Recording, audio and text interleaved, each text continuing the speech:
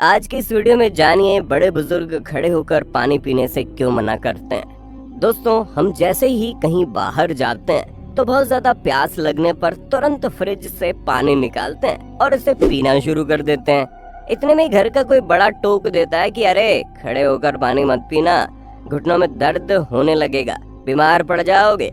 तभी हम सोचते हैं कि ये पानी तो यार पानी है, तो फिर इसे खड़े होकर पियो या बैठकर क्या फर्क पड़ता है। लेकिन बड़े बुजुर्ग भी जो कह रहे हैं वो सच ही होगा, जिसके चक्कर में हमारा दिमाग कंफ्यूज हो जाता है और हम ये समझ नहीं पाते कि आखिर में खड़े होकर पानी न पीने का चक्कर क्या है। सबसे पहला सवाल ये आता है कि खड़े होकर पानी पीने पर बड़े बुजुर्ग क्यों मना करते हैं। तो दोस्तों, जब एक्सपर्ट्स की राय जानी गई तो पता चला हमारा शरीर 70% पानी से बना होता है। पानी ऐसा मीडियम है जिनके जरिए हमारे शरीर में सारे न्यूट्रिएंट्स एक जगह से दूसरी जगह जाते हैं, क्योंकि शरीर बना ही 70% पानी से है। ऐसे में जब हम कहीं बाहर से घर पहुंचते हैं तो हमें सबसे पहले पानी चाहिए होता है। बहुत ज्यादा प्यास लगने के कारण हम सीधा फ्रिज से ठंडे पानी की बोतल निकालते हैं, गिलास में डालते हैं और खड़े खड़े उसे पानी पीना शुरू कर देते हैं, और कई बार बिना गिलास के ही बोतल से ही पानी पीने लगते हैं।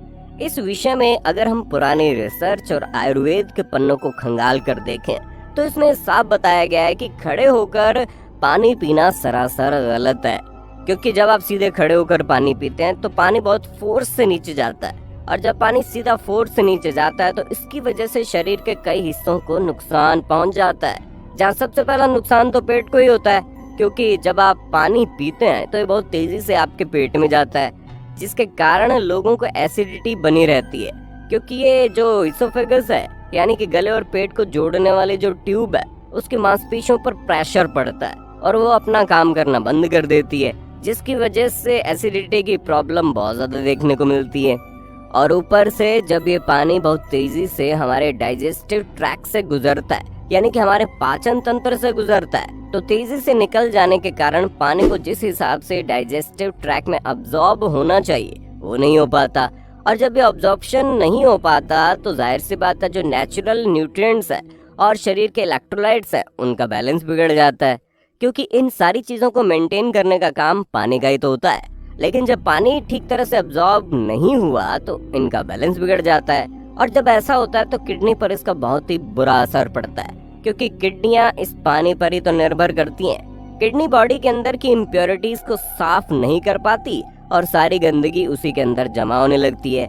यही कारण है कि ठीक तरह से पानी न पीने से किडनी से जुड़ी बीमारियां होने लगती है, और ये बीमारियां कई बार जानलेवा भी हो जाती है।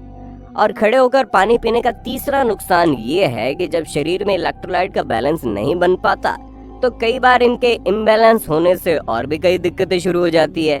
कई बार तो ये जो पानी होता है जो बिना फिल्टर हुए निकलता है वो जोड़ों में भी जमने लगता है, जिसकी वजह से जोड़ों और घुटनों वगैरह में दर्द होता है। और सबसे ज्यादा जरूरी चीज ये है कि खड़े होकर पानी पीने से हमारे नर्वस सिस्टम को कभी भी संतुष्टि नहीं मिलती, जिसके कारण प्यास भी जल्दी नहीं मिटती।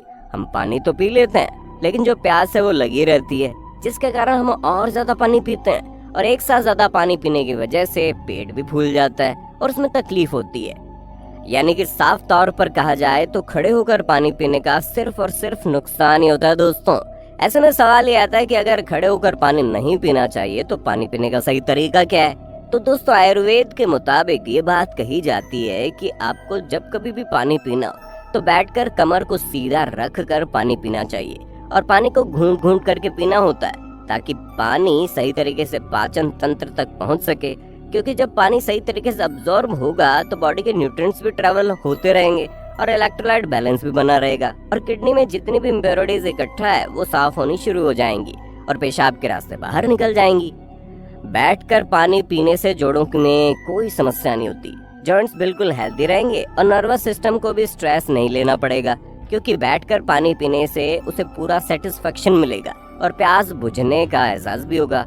और सबसे अच्छी बात तो यह है कि आपको खुद को अच्छा महसूस होगा।